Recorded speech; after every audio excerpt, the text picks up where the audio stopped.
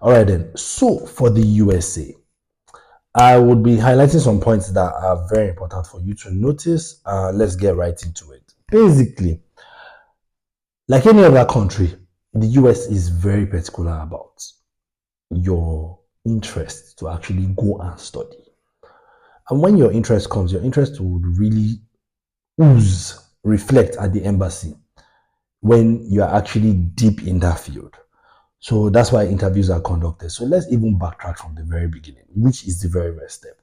You have to decide what you want to study, not just because it's popular, but because you have a lot of interest in that and you can actually back it up.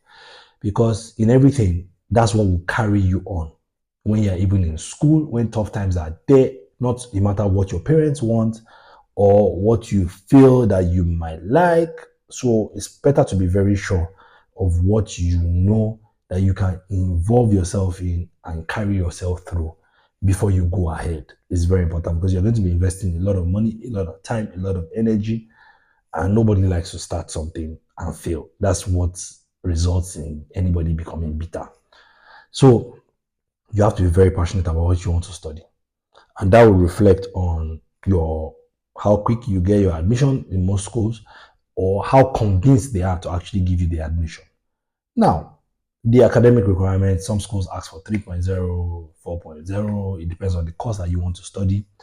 Some even, if you don't meet up the cutoff mark, you can actually go through some community colleges to start the associate degree. And when you're done with 2 years of that, then you can now transfer to another university. Or some other universities even say, come, we just even care about the grades of the high school transcript. It depends, especially if you're coming from Nigeria. It depends on what actually the school needs from you or the area or the region. You can't use one size fits all because there are so many schools in the US and there are so many opportunities for different people depending on what they want to come and study and the school that they are going to and the area that they are going to. I mean, you have some high schools, some schools that say come and do the final high school years in the US. Then you come out with high school degree, associate degree, then you can now go to the proper universities to do the 4-year program. So it really depends. That's for entry requirements. So you have to be very sure of what you want to come for. Then you can now actually go. Now, when we now get the admission, the most important thing is obviously to some schools will ask for a deposit, some schools don't. But if you have a deposit you paid, actually shows commitment on your part because in everything you have to be financially qualified and academically qualified.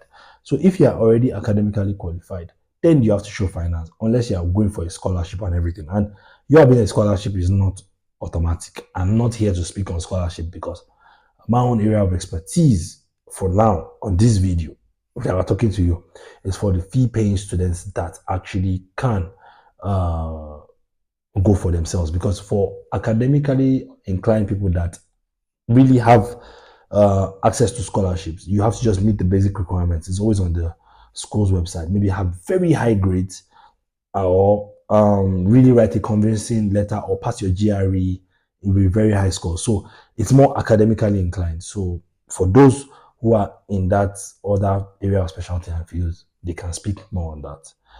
Till then, I would speak on what is a key area. So for most students now that are actually even now going for these courses, I would say pay a deposit.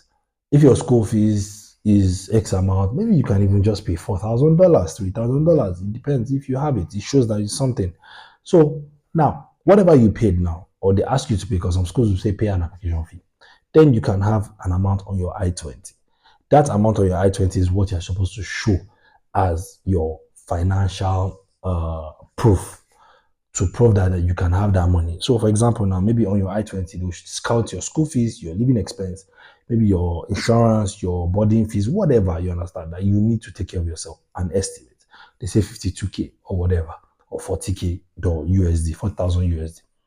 You're supposed to actually prove that you can afford that when you go to the US, because that's what the school is recommended that you will spend. So have that at least to prove that you can spend that amount of money for yourself. Now, if you have someone that is sponsoring you, it's not a bad thing. In fact, it's great. But the question is, speak on behalf of this sponsor, because for someone to drop $40,000, for you, or $50,000. You know that person in and out. You know private things about that person, and they're expecting you to actually give those detailed information. I understand in Africa, a lot of times we say, how will I know what my parents are earning? Or this time around, you have to know because you are working with the American culture. And the American culture might not really believe in hiding so many of these things. So you, when they say you are going to Rome, act like a Roman. So I am not in the visa officer's head. Neither have I been a visa officer for the US that is working there. But it's quite logical, especially if you're exposed to other Western worlds. Nobody has time to actually come down to your own level. You have to go down to their own level to act like them so that they can understand you. So these are patterns that you have to bring up. And it cuts across different parts, even when you're interviewed. But now, focusing on that finance, know what your sponsor is doing, because anybody that's dropping that one money, that person is close to you.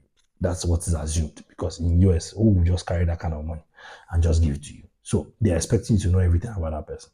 So when they ask you, well, so why is your sponsor sponsoring you? Yes, you give a specific reason. If it's your parent, if it's your uncle, why? Why will your uncle just come into your life all of a sudden? You have to actually explain yourself. And what does your uncle do? What does your father do? Your father owns a logistics company, and this logistics company has the fleet of this, a driver number of this, a salary amount of this. You have to make a financial sense, and because you are going to university, and those guys that go to university abroad, because you have the luxury of technical schools, are academically inclined. And if you're academically inclined, you should sound more like someone that is sound. So you should understand what revenue is coming in, what expenses are going out. Then you know the profit margin that is less for you, that he can even take care of himself.